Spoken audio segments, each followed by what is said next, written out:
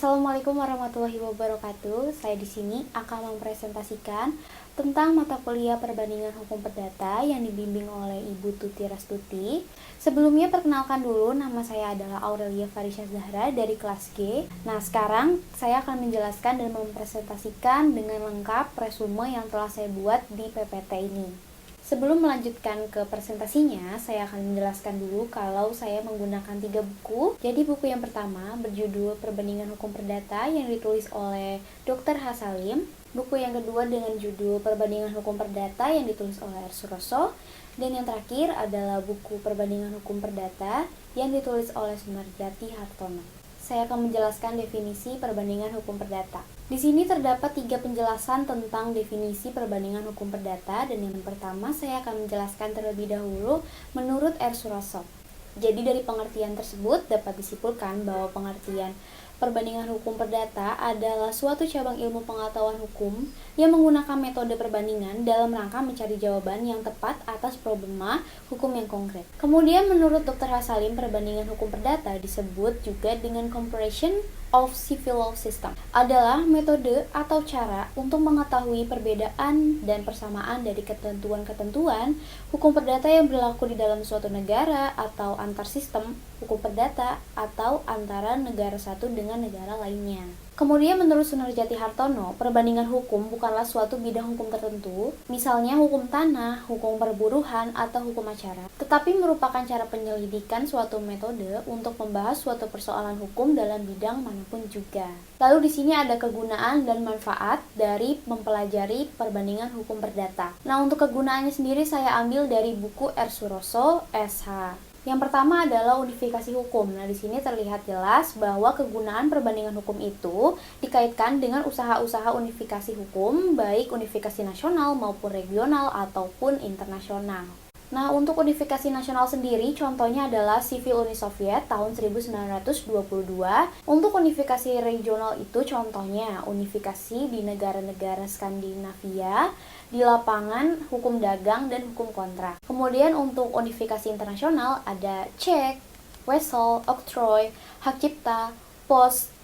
Yang kedua adalah harmonisasi hukum. Jadi bisa dilihat sendiri kalau contoh dari harmonisasi hukum adalah pasaran bersama Eropa di 6 negara Eropa atau PBE. Jadi harmonisasi ini dimungkinkan dengan penggunaan metode perbandingan hukum.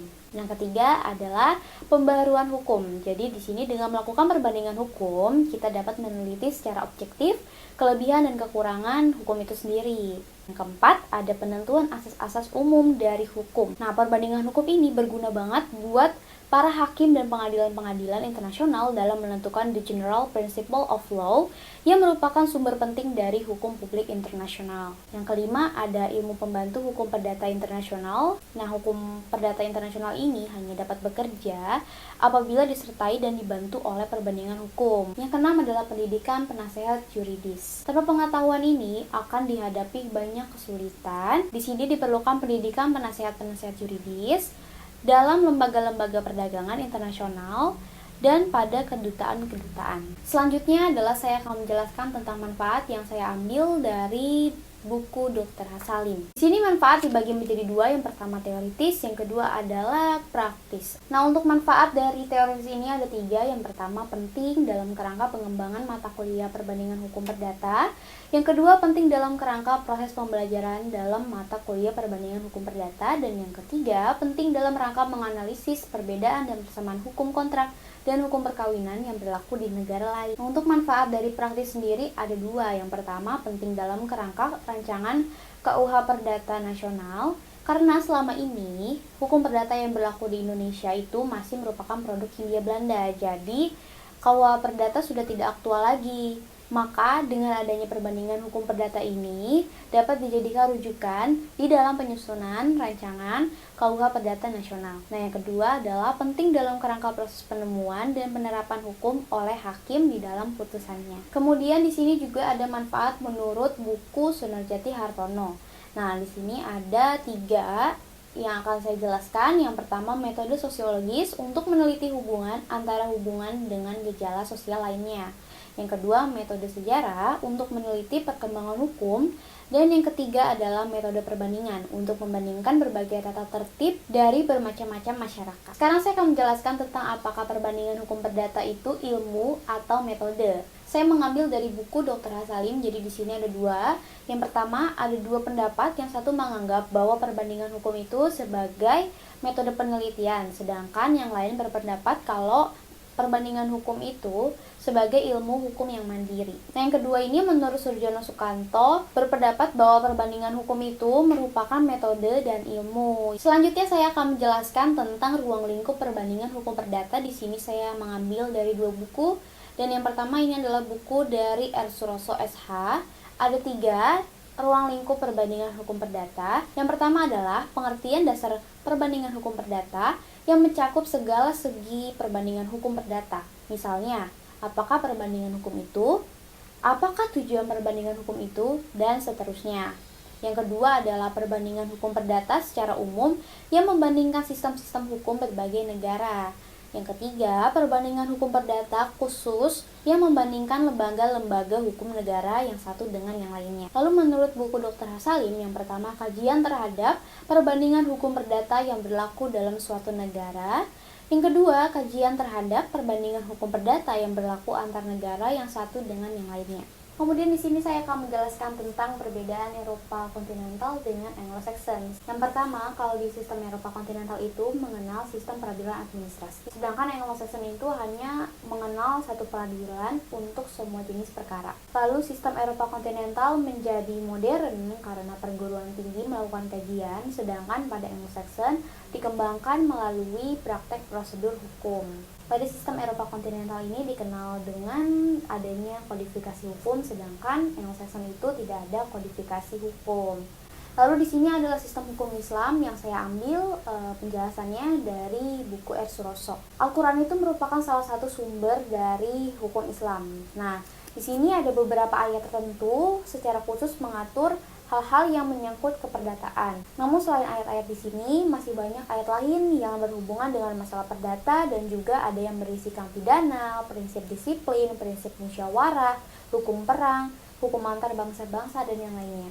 Sekarang saya akan menjelaskan tentang perbedaan dan persamaan kontrak antara sistem hukum Amerika, Inggris, Rusia, dan Indonesia yang saya ambil dari buku Perbandingan Hukum Perdata Dr. Hasalim SH. Jadi saya akan menjelaskan dulu ini adalah syarat sahnya kontrak di sistem hukum Amerika, Indonesia, Inggris, dan Rusia. Jadi untuk syarat yang pertama yaitu offer and acceptance itu hanya diatur dalam hukum Amerika, Inggris, dan Rusia. Sedangkan dalam hukum Indonesia itu tidak dimulai dari penawaran dan penerimaan, tetapi langsung dengan kesepakatan antara para pihak. Kemudian yang berbeda antara hukum Amerika dan Inggris yaitu kalau di hukum Amerika itu mengenal legal subject matter, hukum Inggris itu memiliki dua syarat. Yang pertama, intention to create legal relation atau maksud para pihak, yang kedua formalities atau bentuk kontrak.